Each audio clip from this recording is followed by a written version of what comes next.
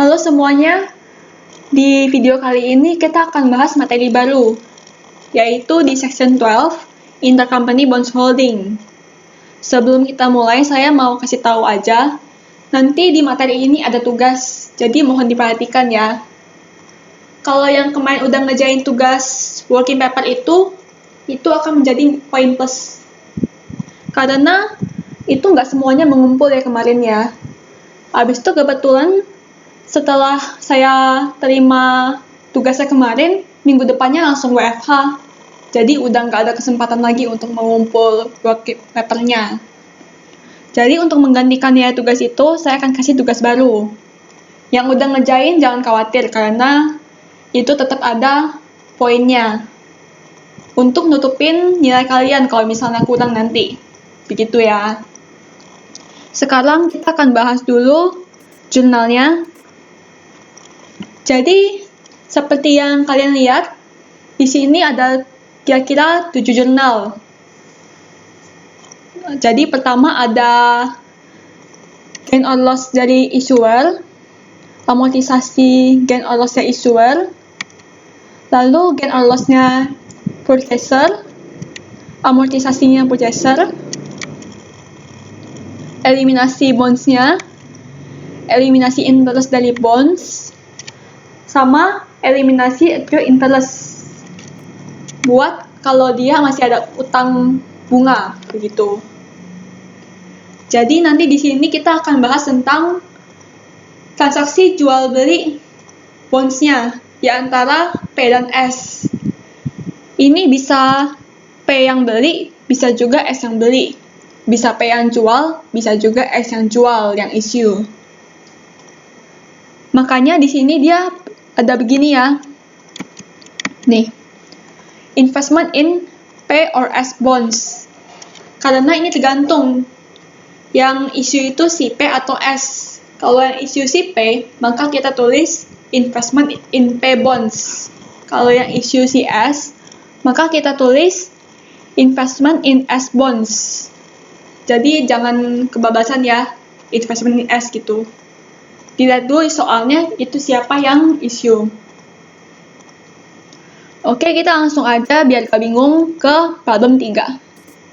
Di halaman 26 yang ini. Pada 1 Januari 17, Fruitco mengakuisisi 90.000 lembar saham biasa milik Livco. Pada tanggal akuisisi, nilai saham biasa Livco adalah sebesar 375 dengan par 2,5 per lembar, RS sebesar 500.000, dan OCC sebesar 100.000. Oh ya, di materi ini kita juga nggak perlu mempertimbangkan si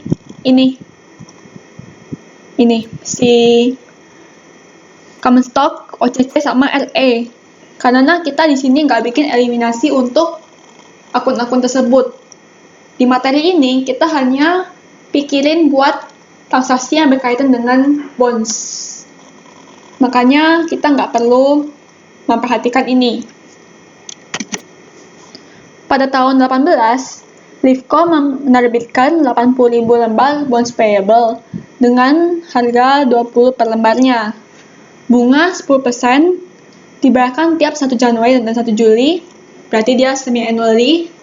Jangka waktu 10 tahun. Bonds ini diterbitkan 10% di atas nilai parnya. Kalau dia di atas berarti namanya premium ya. Kalau dia terbit nilai lebih murah, namanya diskon. Setahun setelah penerbitan bonds, Fruitco membeli 50% dari bonds payable-nya Livco dengan harga 10% di atas harga parnya. Habis itu ini ada dimintanya untuk metode complete equity dan cost method. Tapi sebetulnya dua metode ini cuma beda di nama akunnya aja ya. Nanti akan saya jelaskan lagi. Oke, langsung aja kita coba. Pertama-tama, kita mau cari tahu dulu jumlah ownership-nya si Fruit terhadap si Liv. Fruitco mengakuisisi 90.000 lembar saham biasa milik Livco. Berarti yang diakuisisi si P-nya ada 90.000 lembar. Setelah itu, kita cari tahu jumlah semua saham outstanding-nya si Lyft. Di modul nggak dikasih tahu, tapi kita bisa cari dengan cara ini. 375, ini adalah nominal sahamnya si Lyft yang outstanding, dibagi dengan nilai par, yaitu 2,5.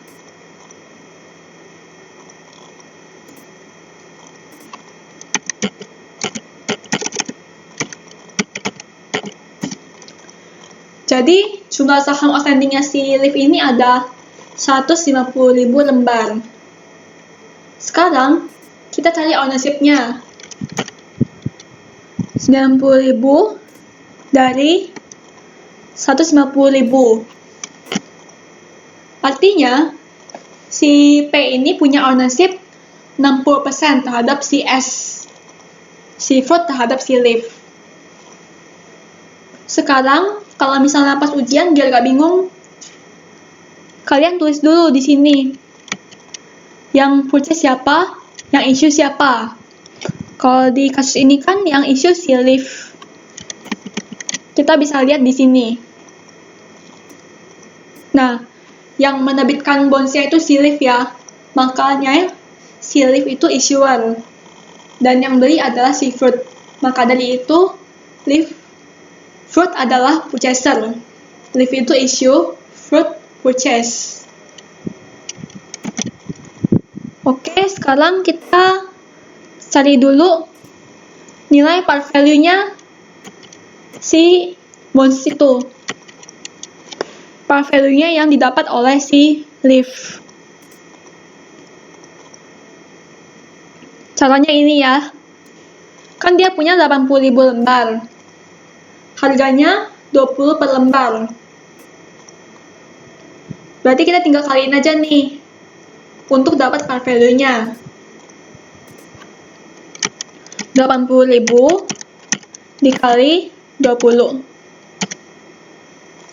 Par value-nya nilai bonds itu adalah 1,6 juta untuk 80.000 lembar saham, 80.000 lembar obligasi.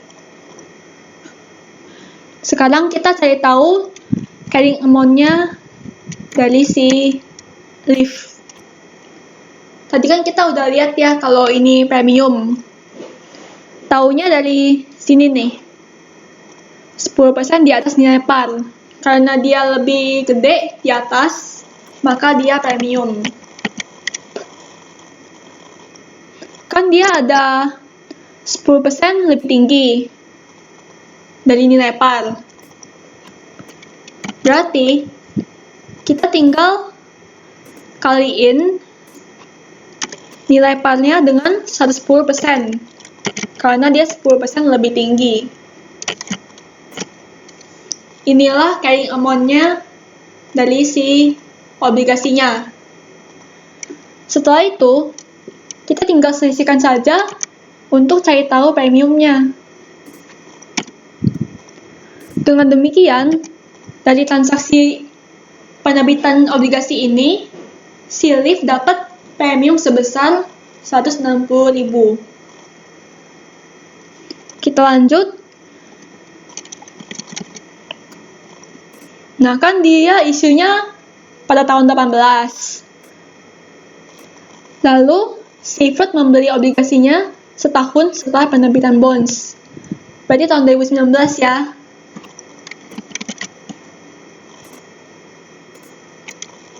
Nih. Ini carrying amount-nya sama. Habis itu kita hitung amortisasi premiumnya. Jadi premium yang ini mau kita susutkan.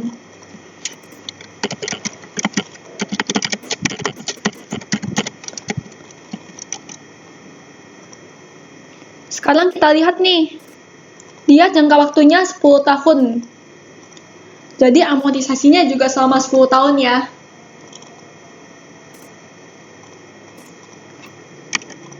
Yaitu jumlah premiumnya dibagi dengan 10.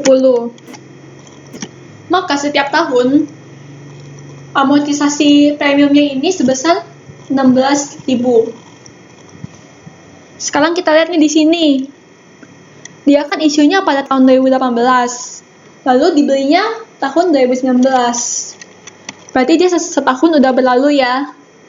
Karena dia cuma setahun, maka kita langsung aja masukin 16.000. Kalau dia 2 tahun berarti 32 ya.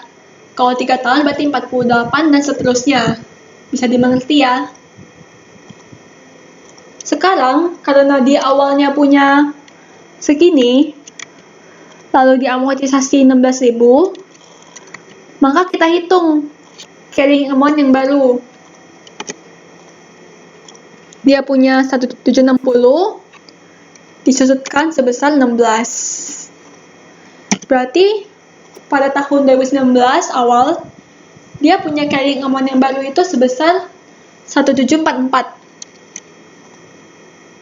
Lalu, di soal dibilangin lagi, si Fruit ini membeli obligasinya sebesar 50%.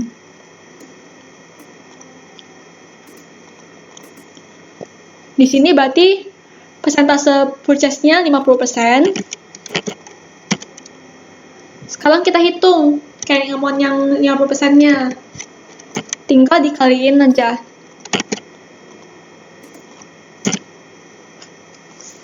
Jadi carrying amount yang dibeli oleh si Fruit ini ada 872.000. Kalau misalnya ini udah dihitung, kalian buat yang kayak semacam apa sih ini bagan? Kayak gini biar gampang dibacanya. Di sini carrying amount kita tulis CV-nya, tapi yang kita tulis itu yang 50% aja ya, yang dibeli aja. Kalau ini kan buat semuanya nih. Kalau ini buat yang dibeli. Jadi yang kita tulis di bagan ini itu jumlah CV yang dibeli aja. Berarti yang ini ya.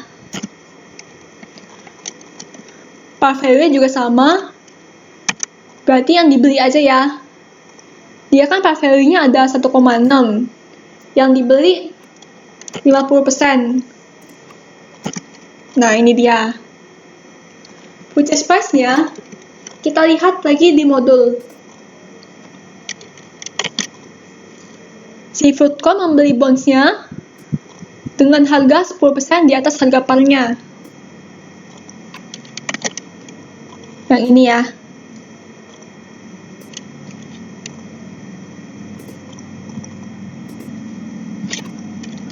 Berarti harga par-nya dikali 110%.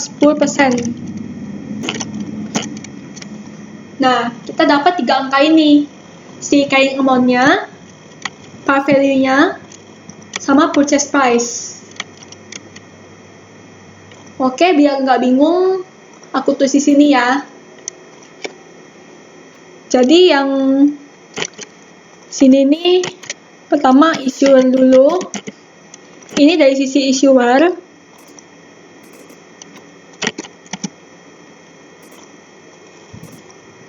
Habis itu yang ini dari sisi purchaser.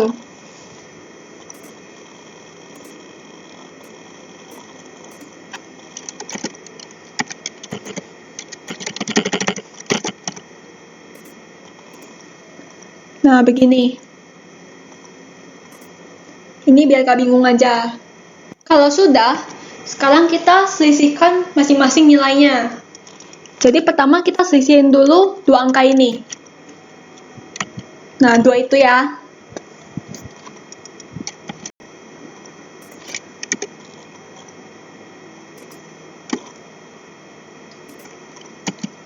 Ini untuk menghitung nilai gain or loss-nya. Sekarang cara kita tahu ini gain atau loss, kita lihat pertama di sini, ini kita lihat dari sisi issuer ya. Jadi si Leaf ini, dia issue obligasi, dia punya par value segini, 800.000. Dia bayar segini. Padahal sebetulnya dia dapat premium. Sehingga nilai carrying amount yang barunya itu sebesar 872. Awalnya segini, karena premium jadi segini. Maka dia dapat gain ya, karena nilainya meningkat. Karena dia premium begitu.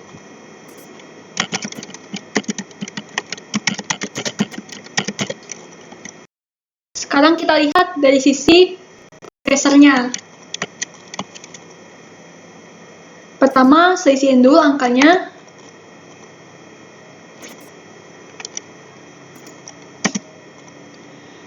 Sekarang, kita tahu dari mana dia gain atau loss-nya.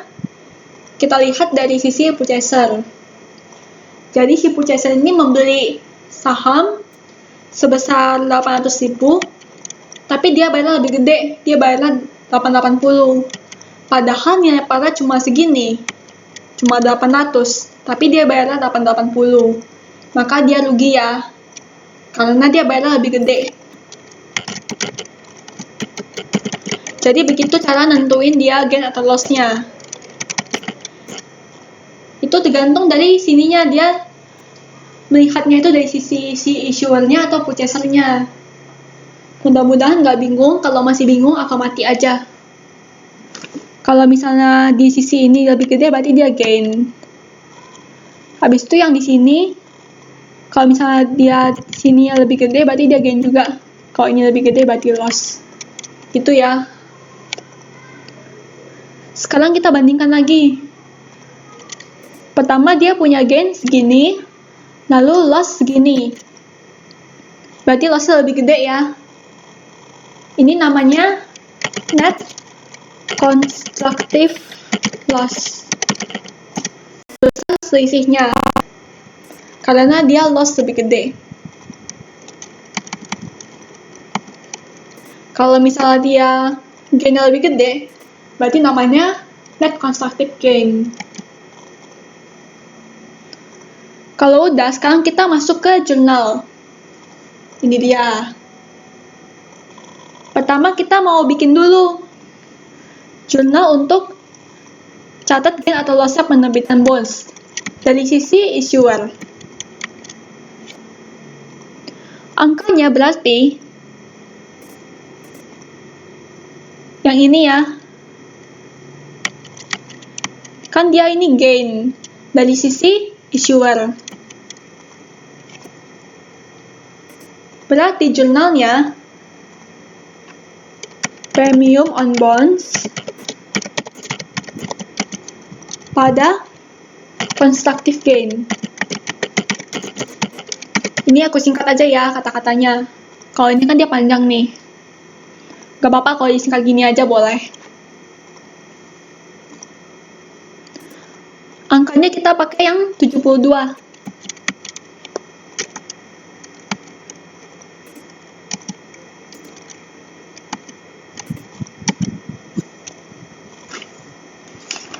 Oh ya, kita bikinnya ini 2 tahun ya, lupa tadi.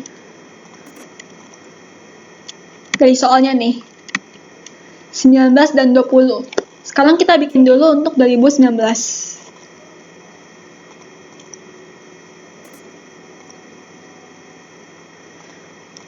Tapi biar nggak bingung, kita langsung bikin 2020-nya aja apa ya?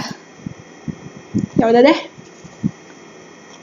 Jadi untuk di sini 2020 sebenarnya sama sih angkanya, tapi bedanya dia dipecah jadi beginning LEP pada NCI. Karena ini metode cost dulu ya.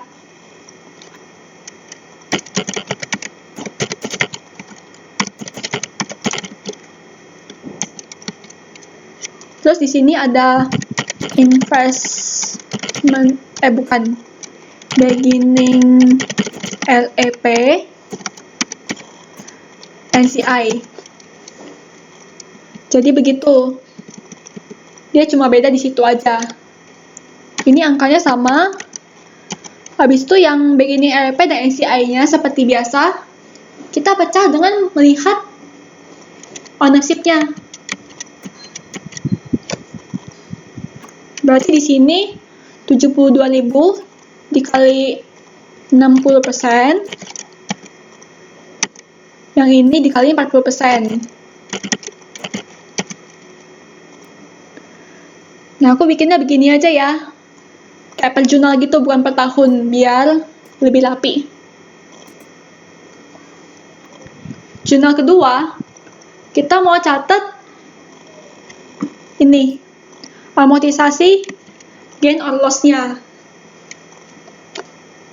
Jadi karena dia gain, kita pakai jurnal yang ini. Interest expense pada premium on bonds. Kalau soal angkanya, kita hitung dulu si amortisasinya ini berapa per tahun. Caranya, kita lihat dulu si gainnya ada berapa. Berarti kan dia ada 72.000. Dibagi 9 tahun. Kenapa 9? Karena kan pertama dia ada 10 tahun. Nih, dia punya 10 tahun.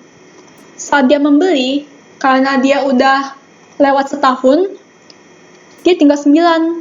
Karena 10,19. Begitu ya.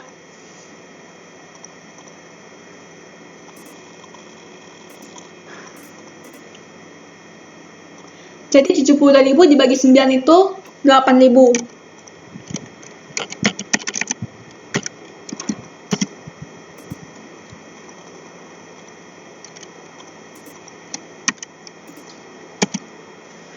Tahun 2020, kita tetap bikin jurnalnya. Ada interest expense, beginning LEP karena dia cost method, NCI, pada premium on bonds. Jadi jurnal tetap sama, tetap ada expense sama premium. Bedanya dia ada yang dipecah, jadi beginning LEP dan NCI. Sekarang yang interestnya tetap sama, kita pakai yang 8.000. Untuk yang beginning LEP dan NCI, kita juga pakai 8.000, tapi dipecah sesuai dengan si kepemilikannya.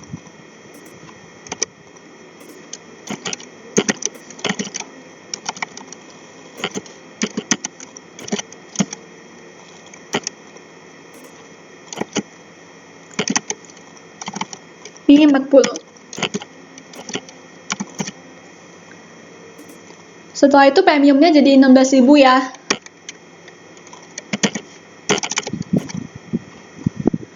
Nah, sebetulnya ini konsepnya sama seperti yang udah aku jelasin kemarin itu.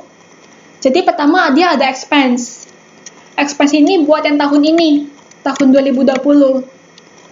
Sementara itu kita perlu bawa expense yang di tahun 2019 ke tahun 2020.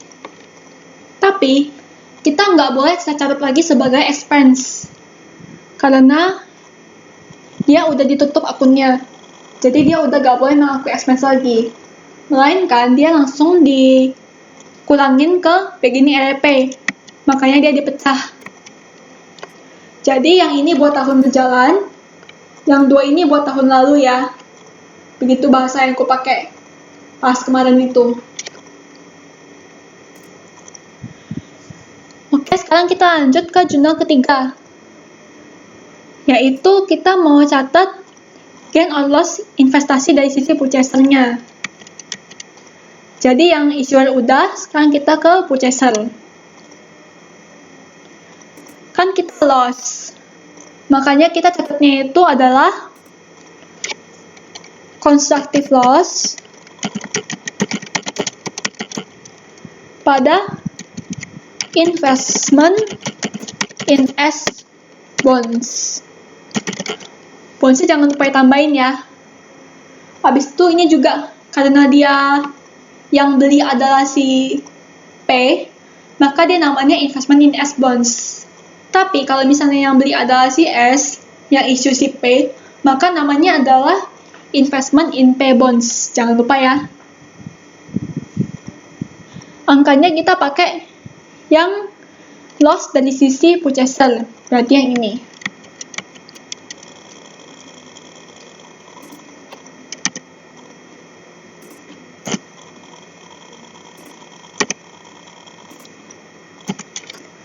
tahun 2020, kita catat constructive loss-nya ini kita pecah jadi beginning REP. Pada investment in S bonds. Oh iya, ini kenapa di sini nggak ada NCI? Karena ini kan kita lihat dari sisi purchaser. Purchaser itu adalah si fruit, si P-nya. Kalau kita lihat dari sisi P, maka dia mau gain atau loss, tetap si P yang mengakui semua. Tapi kalau misalnya dia dari sisi si S-nya, maka dia harus bagi ke P, harus ambil buat dia sendiri. Makanya dia ada yang dibagi ke beginning REP, ada yang ke NCI, begitu. Jadi gimana kalau misalnya si fruit jadi issuer, terus dia dapat untung? Berarti kan fruit sebagai issuer dapat untung. Juna tetap sama begini, tapi dia nggak ada NCI-nya. Karena dia dilihat dari sisi P, di mana P ini sebagai issuer. Sedangkan kalau misalnya si S-nya jadi buyer, jadi purchaser, dia ada NCI. Karena mau dia gain atau loss, si S-nya tetap mesti bagi porsi gain loss-nya ini ke si P. Mudah-mudahan bisa dimengerti ya. Kita lanjut lagi. Jadi di sini kita langsung aja. Angkanya tetap samain kayak yang tahun lalu.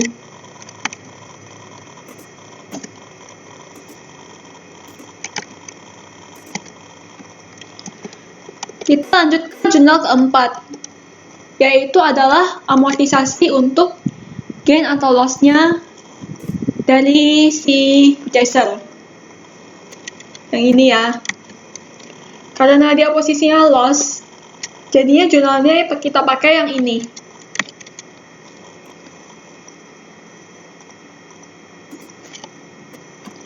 Investment in S bonds pada interest revenue. Angkanya konsepnya tetap sama kayak yang di atas ini. Kita kan mau mengamortisasi si loss-nya.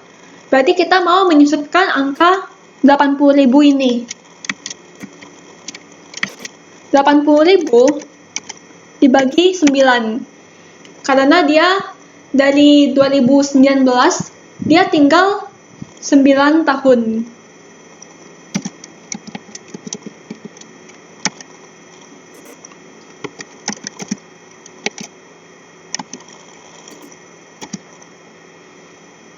Oke, begini ya.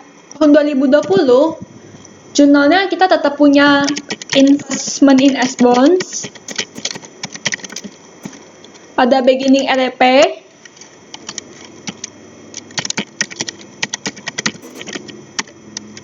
Sama ada interest revenue.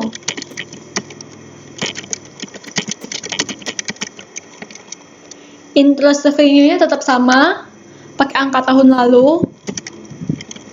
Beginning REP juga sama. Investment in S ya tinggal tambahin aja lah ya. Jadi 17,778. Nah, seperti yang jurnal ini, interest revenue yang ada di sini adalah angka untuk tahun berjalan, yaitu tahun 2020. Lalu yang di beginning REP adalah mencatat tahun sebelumnya, tahun 2019. Tahun 2019 dibawa ke 2020, dia berubah jadi beginning REP. NCI nggak ada karena ini parent. Jadi mau dia gain atau loss tetap diakuin semuanya. Oke, kita lanjut ke jurnal kelima, yaitu jurnal untuk mengeliminasi si bonds payable-nya, investasi bonds-nya. Yaitu jurnalnya bonds payable pada investment in S bonds. Angkanya kita pakai nilai parnya, yaitu ini 800.000.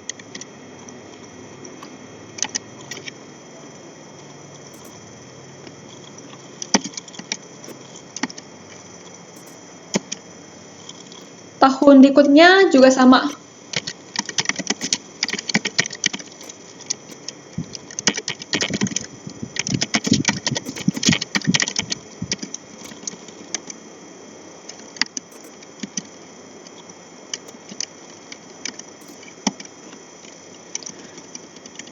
Sudah, sekarang kita ke jurnal ke-6, yaitu eliminasi interest-nya. Yang ini ya. Jurnalnya adalah interest revenue pada interest expense.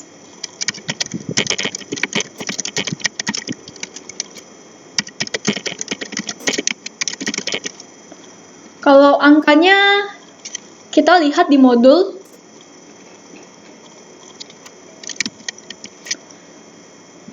ini dia. Bunganya 10% per tahun. Oke, kita langsung aja kalau begitu. Berarti nilai parnya 800.000 dikalikan dengan 10% bunganya.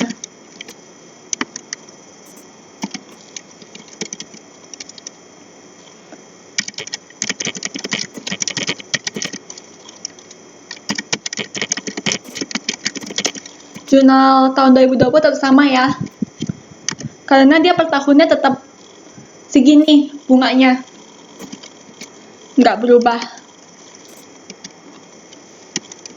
Buat jurnal terakhir, ke-7, kita mau mencatat accrued interest. Ini buat bunga yang masih terutang. Jadi kan kita bayar bunga tuh setiap tanggal 1 Januari dan 1 Juli.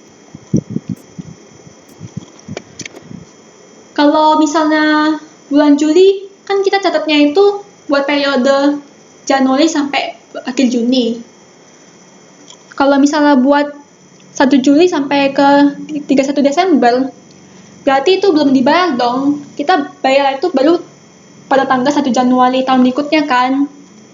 Berarti pada saat 31 Desember, dia masih terutang. Makanya itu disebut accrued interest. Ini sama kayak jurnal penyesuaian yang biasa sebetulnya.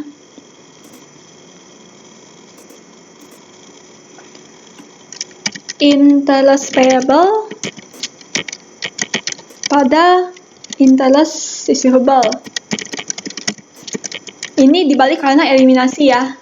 Tapi sebetulnya sama dengan jurnal penyesuaian biasa.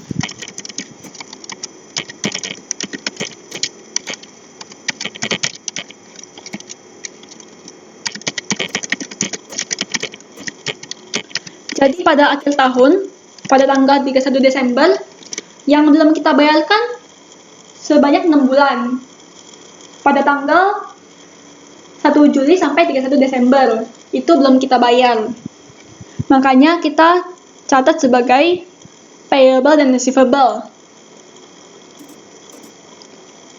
Buat 6 bulan berarti 80.000 dikali 6/12. Nah, dapat segini. Ini adalah jumlah interest yang masih terutang. Karena kita bayarnya kan baru tahun depan. 1 Januari 2021 berarti. Nah, begini ya.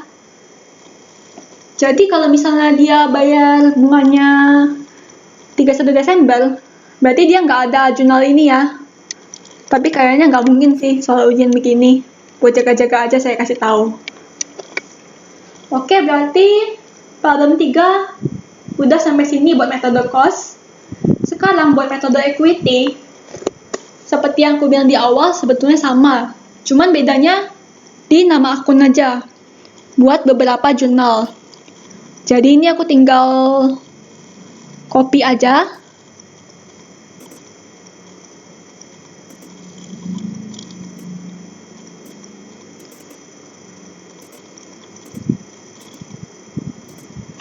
Ini buat equity ya.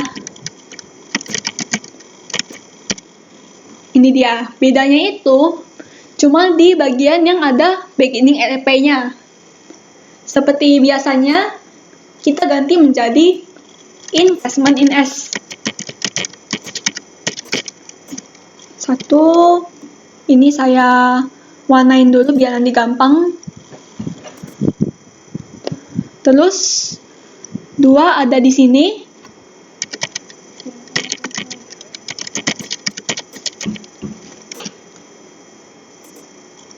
Ya, ada di sini ya.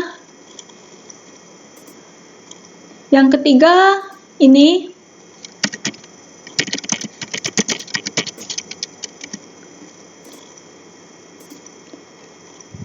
Sama yang terakhir yang ini di atas tadi.